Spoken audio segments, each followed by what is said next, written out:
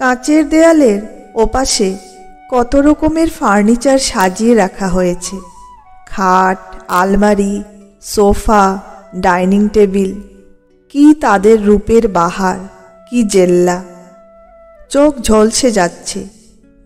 মিথিলা তন্ময় হয়ে তাকিয়েছিল। দিব্য লক্ষ্য করছিল। এবার মিথিলার কাঁধে আলতো করে টোকা দিয়েছে। এই, কি দেখছো? মিথিলার মুক্ত চোখ দিব্যর দিকে ফেরে। আলমারিটা দেখো, কি সুন্দর, আমাদের শোবার ঘরে দারুণ মানাবে। মিথিলার দৃষ্টি অনুসরণ করে দিব্য তাকালো। সত্যি চারপাল্লার বিশাল আলমারিটা খুবই সুন্দর। মনে মনে হাসল সে। মিথিলার কল্পনার সংসারের শোবার ঘরে সত্যিই খুব মানাবে। মিথিলা এখন থেকেই সংসার সাজাচ্ছে, দিব্যর সাথে সুখের সংসার। তোমার চাই ওটা? দিব্য হাসল। চাইলেই বা কি? মিথিলা হতাশ ভঙ্গি করল একটা। আমি আছি তবে কি করতে? কি করবে তুমি? মিথিলা অবাক চোখে তাকিয়েছে। কিনে নেই এটা? দিব্য হাসছে। তারপরেই মিথিলার কানের কাছে মুখ নিয়ে এসে ফিসফিস করে বলেছে, কিছুদিন পরেই তো আমার সব কিছুই তোমার। মিথিলা সরে যায় অল্প, গালে লালের ছোঁয়া। একটু হেসে বলে, খুব শখ তাই না? কাঁঠাল গাছেই রইল, আর উনি এখন থেকেই গোফে তেল দিচ্ছেন। গোফ কোথায় যে তেল দেব? তাছাড়া ওসব তেল দিতে হয় না আমাকে। কাঁঠাল যথাসময়ে গাছ থেকে নামিয়ে আনবো ঠিক। দিব্য বিচিত্র একটা ভঙ্গি করল। হয়েছে, যথাসময়টা কবে আসবে দেখি আগে। মিথিলা খিলখিল করে হাসছে। দিব্য মুগ্ধ চোখে তাকিয়ে আছে। হাসলে মিথিলার গালে টোল পড়ে। ঈষৎ শ্যামলা মেয়েটার গভীর কালো চোখ, কোকড়ানো চুলে ঘেরা কপাল, বাঁকা ভুরু, স্ফুরিত ঠোঁটে কি যে প্রবল আকর্ষণ! যত দিন যাচ্ছে যেন বেড়েই চলেছে। অথচ 4 বছর আগেও তো মেয়েটাকে চিনতই না। হঠাৎ করেই দেখা হয়ে গেল দুজনের, ভেসে গেল সেই থেকেই। মিথিলা একটা প্রাইভেট কোম্পানিতে জব করে, সেই সুবাদে একটা লেডিজ হোস্টেলে থাকছে বছর 5 ধরে। দূরের এক মফস্বল শহরে ওর বাড়ি। দিব্য সবে সবে প্র্যাকটিস শুরু করেছে যখন মিথিলার সাথে পরিচয়। এই 4 বছরে ওর ব্যস্ততা বেড়েছে। মিথিলাকে সময় দিতে পারে খুবই কম। সারা সপ্তাহ ক্লিনিক, হসপিটাল, চেম্বার ছুটোছুটি করে হাতে যা সময় থাকে তাতে খাওয়ার ঘুমটুকুই যা হয়। এরকম রঙিন ফুরফুরে দিন কালে ভদ্রে 1-2 আসে। সেই দিনগুলোতে মিথিলাকে নিয়ে ঘুরে বেড়ায় দিব্য, যখন যেখানে খুশি। কৃপণের মতো একটু একটু করে খরচ করতে চায় মুহূর্তগুলো। কিন্তু সেই দিনগুলোতেই যেন সময় উড়ে যায় পাখায় ভর করে। আজও ফুরিয়ে আসছে দিন। একটু পরেই হোস্টেলে ফিরে যাবে মিথিলা। দিব্য ফিরে যাবে নিজের 2 কামরার ফ্ল্যাটে। শুরু হয়ে যাবে যান্ত্রিক জীবনযাপন।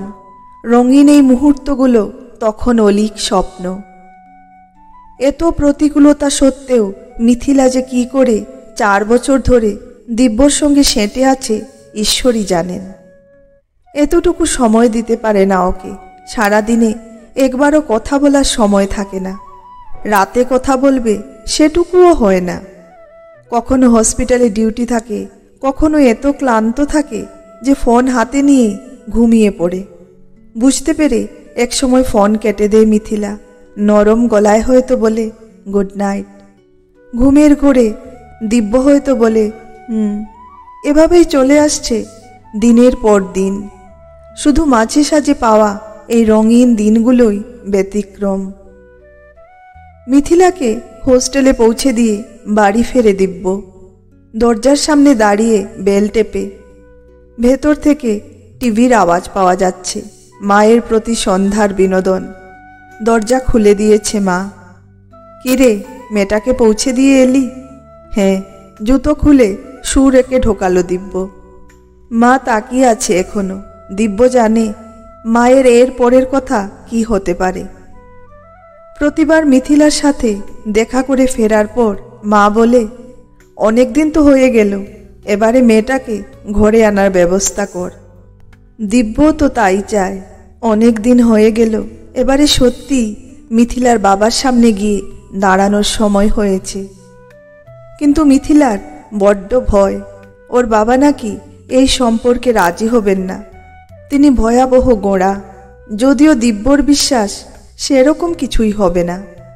তিনি দিব্যকে ঠিকই মেনে নেবেন, পাত্র হিসেবে সে যথেষ্ট আকর্ষণীয়। আজকাল জাতপাত নিয়ে কে অত মাথা ঘামায়। মিথিলার সঙ্গে কথা বলে একটা ডেট ঠিক করে ওর বাবার সাথে দেখা করতে যেতে হবে। ফোনটা টেনে নিল দিব্য। কিছুদিন পরে মিথিলার সাথে দেখা হলো আবার। মেয়েটা এখনো বড় বড় চোখে তাকিয়ে আছে। দিব্য হাসতে হাসতে বলল, কি হয়েছে? তুমি সত্যি আলমারিটা কিনে নিয়েছো? হ্যাঁ, তোমার পছন্দ বললে তো, আমার ঘরে তো তুমিই থাকবে। সত্যি থাকতে পারবো? মিথিলার চোখে ভয় খেলা করে যায়। নয়তো কি, দেখো আলমারিটা ফাঁকা, তুমি এসে সব কিছু গুছিয়ে রাখবে, আমি হাতই লাগাবো না। মিথিলার ভয় করে, বাবাকে সে চেনে। দিব্য কি সত্যি সব কিছু সামলাতে পারবে? আগামীকাল দুজনে যাচ্ছে বাবার সাথে দেখা করতে। এরপর কি হবে? সব কিছু শুরু হওয়ার আগেই শেষ হয়ে যাবে না তো? পরদিন দুরু দুরু বুকে দিব্যকে সাথে নিয়ে বাড়িতে হাজির হলো মিথিলা। বাড়িতে পৌঁছানোর পর সকলের উষ্ণ অভ্যর্থনায় অবশ্য দিব্যর অস্বস্তি কেটে গেল। মিছিমিছি এত ভয় পাচ্ছিল, ওনারা তো দিব্যি স্বাভাবিক ব্যবহার করছেন। কিন্তু একটু পরে সাহস করে প্রসঙ্গটা তুলতেই দিব্য অবাক হয়ে দেখল ভদ্রলোকের চেহারার রঙই পাল্টে গেছে। মেয়ের বন্ধু হিসেবে দিব্যকে মেনে নিলেও হবু বর হিসেবে মেনে নিতে অসুবিধা হচ্ছে তার। এতক্ষণ দিব্যি হাসি খুশি ছিলেন, এখন গম্ভীর হয়ে গেছেন, থমথম করছে মুখ। কিছুক্ষণ চুপ করে থেকে মিথিলার দিকে তাকিয়েছেন, তারপর গলা খাঁকারে দিয়ে স্পষ্ট সুরে বলেছেন, এ বিয়ে কখনো হতে পারে না। কেন? দিব্য অবাক হয়ে বলেছে, তোমরা আজকালকার ছেলে বুঝবে না, এ বিয়ে হবার নয়। কেন সেটা তো বলুন। তোমাদের মতো কারো ঘরে আমাদের ঘরের মেয়েরা যেতে পারে না। ভদ্রলোকের মুখের রেখা কঠিন হচ্ছে। আমাদের মতো মানে? দিব্য মেজাজ হারাচ্ছে। জানি তুমি বড় ডাক্তার, প্রচুর পড়াশোনা করেছ, কিন্তু কি জানো, তোমরা যতই পড়াশোনা করো, যতই ডাক্তার বদ্যি হও, আমাদের সমান কখনো হতে পারবে না। নিচু জাতের মানুষদের মানসিকতা নিচুই হয়, আমি বিশ্বাস করি। ভদ্রলোক কঠিন গলায় কেটে কেটে বলেছেন। অপমানে দিব্যর মুখ কালো, সে মেজাজ ঠিক রাখতে পারল না। উঠে দাঁড়িয়ে বলল, মানুষ হয়ে মানুষকেই অপমান করাটা আপনার কাছে উঁচু মানসিকতা হতে পারে, কিন্তু আমার কাছে এই মুহূর্তে আপনার চেয়ে নিচু আর কেউ নয়। ভদ্রলোক উঠে দাঁড়ালেন। দিব্যর দিকে ভ্রুক্ষেপ না করে কাঠ হয়ে দাঁড়িয়ে থাকা মেয়ের উদ্দেশ্যে বললেন, এই ছেলেকে যদি বিয়ে করতে হয়, মন থেকে আমাদের মুছে ফেলে দিও। ভদ্রলোক চলে গেছেন। মিথিলা কেঁদে ফেলেছে। দিব্য, তুমি চলে যাও। আর তুমি? দিব্যর কাতর গলা ঘরের চার দেয়ালের মধ্যে ধাক্কা খেতে খেতে একসময় মিলিয়ে গেল। 3টে বছর কাটিয়ে দিয়েছে দিব্য। আলমারিটা এখনো খালি পড়ে আছে। এতদিন পরেও না, পুরো খালি নয়। একটা পাল্লার ভেতরে দিব্য নিজের জিনিসপত্র রেখেছে, বাকি 3টে পাল্লার ভেতরটা খালি, খাঁ খাঁ করছে। মা ব্যবহার করতে পারত, কিন্তু মায়ের তো আলাদা আলমারি রয়েছে।